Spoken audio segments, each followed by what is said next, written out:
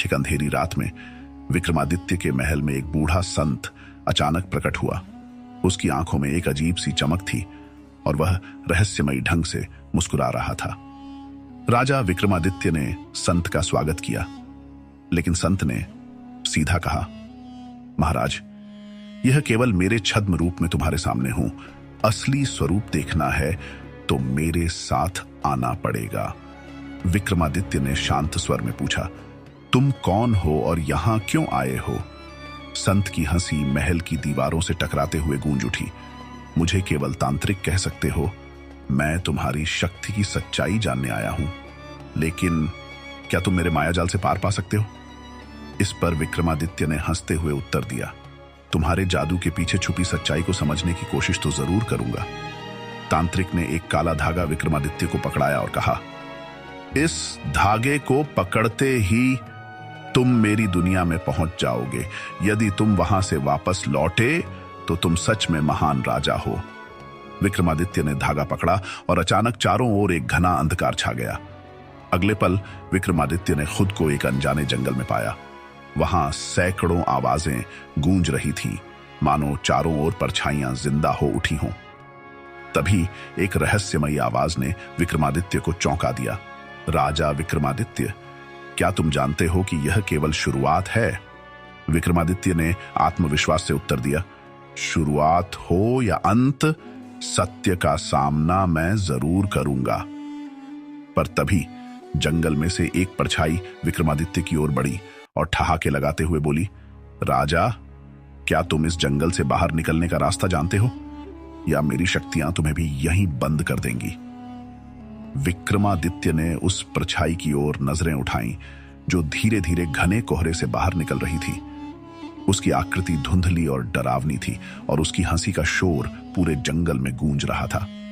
विक्रमादित्य ने अपने आप को संयमित करते हुए कहा, जो भी हो, इस रास्ते को समझकर ही वापस लौटूंगा।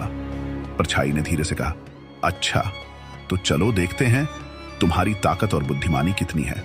इस जंगल से बाहर निकलने के लिए तुम्हें 3 सवालों के जवाब देने होंगे।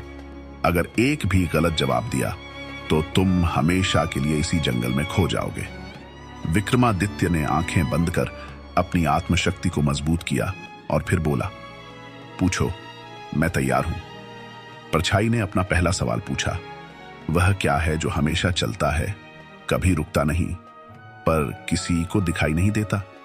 विक्रमादित्य ने थोड़ी देर सोचकर उत्तर दिया, वह समय है जो चलता तो रहता है पर किसी की पकड़ में नहीं आता। परछाई थोड़ी चौंकी, लेकिन उसने मुस्कुराते हुए कहा, ठीक है, चलो दूसरा सवाल सुनो। उसकी आवाज में अब एक गंभीरता आ चुकी थी।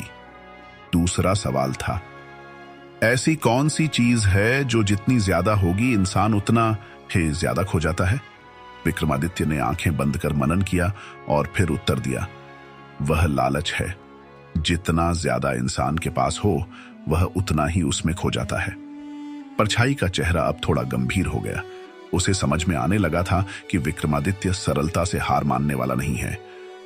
उसने आखिरी सवाल पूछा, बता, ऐसा कौन है जो मरने के बाद भी जिंदा रहता है? विक्रमादित्य ने एक गहरी सांस ली और कहा, वह है एक महान व्यक्ति का नाम और उसकी कीर्ति। इंसान मर सकता है, पर उसकी अच्छाइयों का नाम और सम्मान अमर रहते हैं। यह सुनते ही परछाई के चेहरे पर एक शांति सी आ गई और उसकी आवाज गूंज उठी, तुमने अपने साहस और बुद्धिमानी से यह चुनौती पार कर ली। राजा विक्रमादित्य, तुम सच में महान हो। जंगल का अंधेरा धीरे धीरे खत्म होने लगा और विक्रमादित्य ने खुद को वापस अपने महल के दरबार में पाया। वहां एक गहरा सन्नाटा था, मानो कुछ हुआ ही ना हो।